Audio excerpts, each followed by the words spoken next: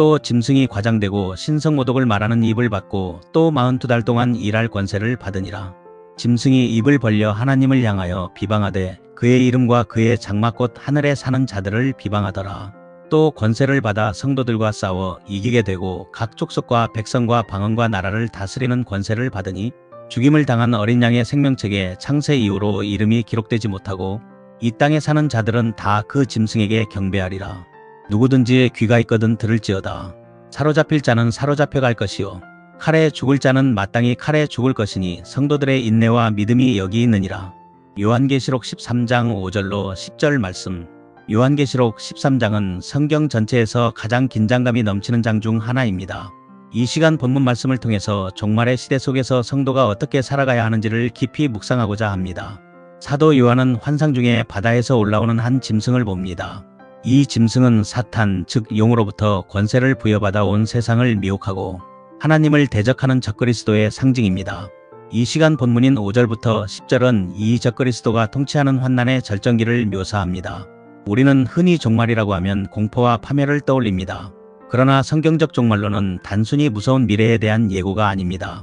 이 시간 본문은 짐승의 권세와 핍박 그리고 그 속에서도 끝까지 믿음을 지키는 성도의 모습을 보여줍니다. 오히려 악의 세력이 아무리 기승을 부릴지라도 결국 모든 역사는 어린 양께 있다는 사실을 선포하는 소망의 메시지인 동시에 오늘을 살아가는 우리에게 분명한 신앙의 방향과 소망을 제시해주고 있습니다. 이 시간 이 말씀을 통해서 적그리스도의 정체와 그 전략을 파헤치고 우리가 가져야 할 성도의 인내와 믿음이 무엇인지 깊이 묵상할 때 은혜 충만한 시간 되시기를 주님의 이름으로 축복합니다. 첫 번째로 본문 5절과 6절은 하나님께서 허락하신 제한된 권세와 시간을 말씀하고 있습니다. 본문 5절은 이렇게 말씀하고 있습니다. 또 짐승이 과장되고 신성모독을 말하는 입을 받고 또 42달 동안 일할 권세를 받으니라. 본문은 짐승이 42달 동안 일할 권세를 받았다고 말하고 있습니다. 첫째, 여기서 중요한 표현인 받았다는 것은 하나님의 절대주권입니다. 본문에서 가장 중요한 단어 중 하나는 받으니라입니다. 짐승의 권세는 스스로 쟁취한 것이 아니라 하나님께서 제한적으로 허락하신 것입니다. 다시 말해서 하나님께서 특정 목적을 위해서 잠시 허용하셨다는 뜻입니다. 이것이 복음적 종말론의 핵심입니다. 종말의 시대에는 악이 강력하게 역사하는 것처럼 보입니다. 하지만 실제적으로는 악의 활동조차 하나님의 통제 아래에 있다는 사실입니다. 그렇기 때문에 성도가 반드시 기억해야 할 것은 악의 권세는 결코 무제한적이지 않다는 것입니다. 하나님께서 정하신 시간과 범위 안에서만 활동할 수 있다는 사실을 우리는 기억해야 합니다. 둘째, 42달의 의미를 알아봅시다. 짐승이 일할 권세를 받은 기간은 42달입니다. 이것은 3년 반 혹은 한때 두때 반때로 표현되는 기간입니다. 이 3년 반은 완전수 7의 절반으로 악의 통치는 결코 영원할 수 없으며 하나님께서 정하신 한시적으로 제한된 기간임을 상징합니다. 아무리 강력한 악의 세력이라 할지라도 하나님의 통치 아래 있습니다. 결국 역사의 주인은 하나님이십니다. 그러므로 고난의 터널은 반드시 끝이 있습니다. 악이 승리하는 것처럼 보일지라도 그것은 일시적인 허용일 뿐입니다. 하나님께서는 여전히 보좌에 앉아 계시며 모든 역사를 주관하고 계신다는 사실을 믿으시기 바랍니다. 셋째, 입을 벌려 노골적으로 하나님을 비방합니다. 짐승의 주된 무기는 입입니다. 그는 신성모독적인 말을 쏟아냅니다. 하나님의 이름과 하나님의 장막 즉 성전 그리고 하늘에 사는 자들 즉 천상의 성도들을 비방합니다. 이것은 단순한 불신앙의 수준을 넘어선 적극적인 반역이며 진리를 왜곡하고 거룩함은 무시되며 믿음은 조롱의 대상이 될 뿐만 아니라 성도들의 정체성을 공격하여 하나님과의 관계를 끊으려는 영적 전쟁의 본질을 보여주는 것입니다. 하지만 중요한 것은 하나님을 향한 비방이 아무리 커질지라도 하나님의 영광은 결코 손상시키지 못한다는 사실입니다. 인간의 말과 행동은 하나님의 본질을 바꿀 수 없습니다. 오히려 이러한 상황 속에서 성도의 신앙은 더욱 분명하게 드러납니다.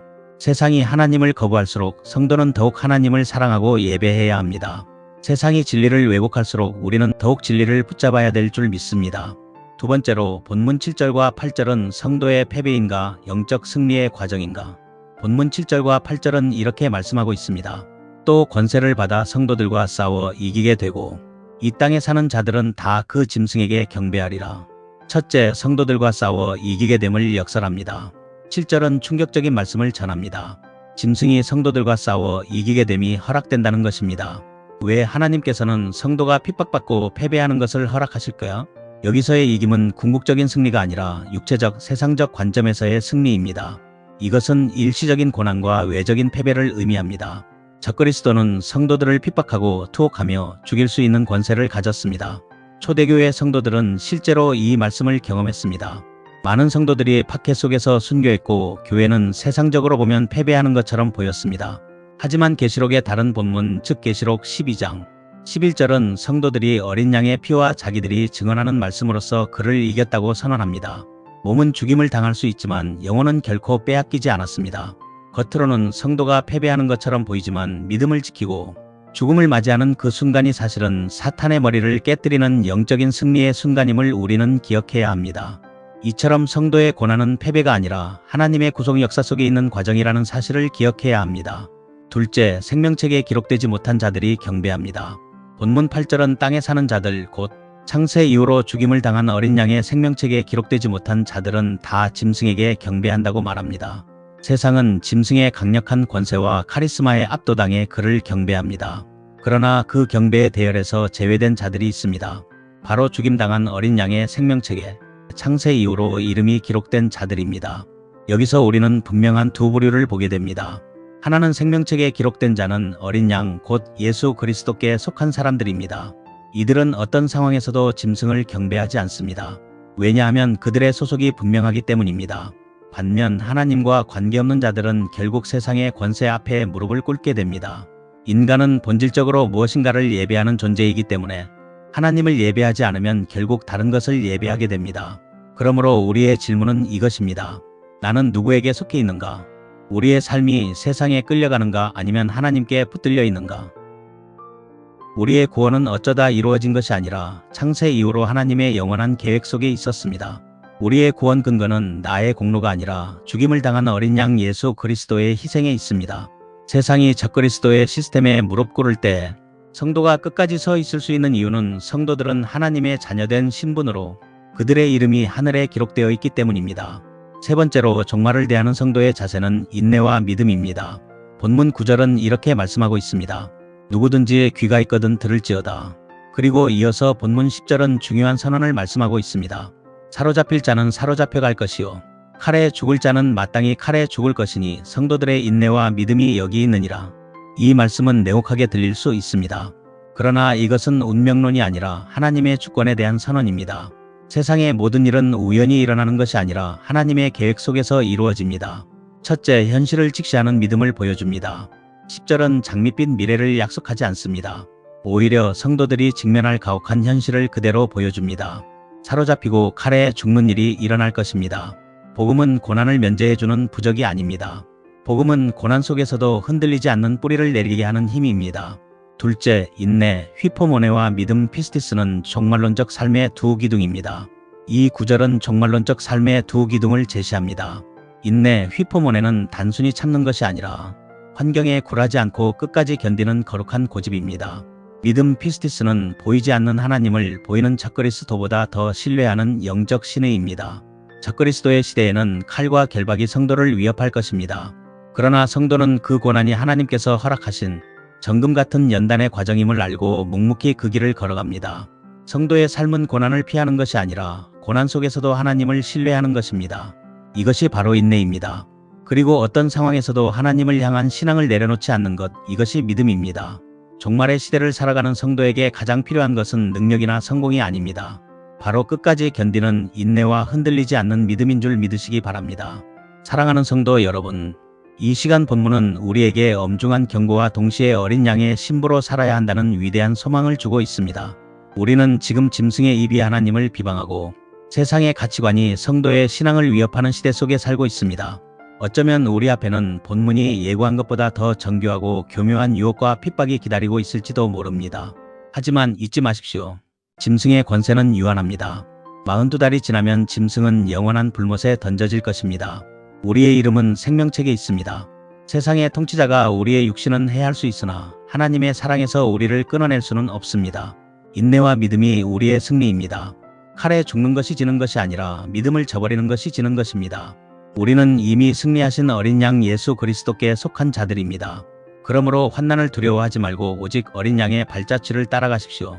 세상이 짐승에게 경배할 때 우리는 오직 보좌에 앉으신 이와 어린 양께 찬양을 돌려야 합니다. 마라나타 주 예수여 오시옵소서. 이 고백이 여러분의 삶 속에 인내와 믿음으로 열매를 맺어 날마다 주님의 은혜에 감사하며 하나님을 기쁘시게 하는 믿음으로 살아가시기를 주님의 이름으로 축원합니다. 말씀을 정리하면서 다음과 같은 질문을 드립니다. 첫째, 오늘날 짐승처럼 하나님을 비방하고 성도를 미혹하는 세상의 가치관은 무엇입니까? 둘째, 여러분은 고난 가운데서 인내와 믿음을 지키기 위해 무엇을 의지하고 있습니까? 셋째, 여러분의 이름이 어린 양의 생명책에 기록되었다는 사실이 현재의 어려움을 극복한 데 어떤 힘이 되고 있습니까? 이 시대는 점점 더 하나님을 거부하는 방향으로 흘러가고 있습니다. 그러나 바로 이런 시대 속에서 진짜 믿음이 드러납니다. 우리는 세상의 흐름에 타협하는 사람들이 아니라 끝까지 진리이신 예수 그리스도를 붙드는 사람들입니다. 우리는 눈에 보이는 승리를 좇는 사람들이 아니라 영원한 승리를 바라보는 사람들입니다. 우리는 두려움 속에 사는 사람들이 아니라 소망 가운데 살아가는 사람들입니다. 성도의 인내와 믿음이 여기 있느니라.